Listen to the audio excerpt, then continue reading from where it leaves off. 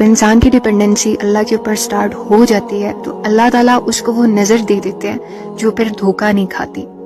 फिर चाहे तुम कितने ही सॉफ्ट हार्टेड क्यों ना हो, तुम कितना ही बांटने वालों में से क्यों ना हो, फिर चाहे तुम्हें लोगों की समझ बूझ है या नहीं है, अल्लाह ताला तुम्हें अपनी हिफाजत में लेते हैं।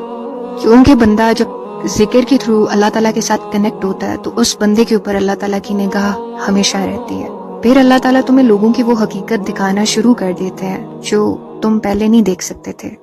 इस तरह से तुम्हारे दिल की और दिमाग दोनों की हिफाजत होती है। अल्लाह फरमाता है कि अगर तुम मेरा जिक्र करोगे तो मैं भी तुम्हें याद रखूंगा।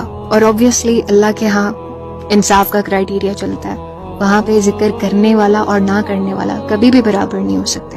तो वी शुड ट्राई कि हम अल्लाह के साथ कनेक्ट रहें ताकि हम इस दुनिया की वो हकीकत देख सकें जो या तो लोगों ने हमसे छुपाई या शैतान जिसके थ्रू हमें डिस्ट्रैक्ट करता है।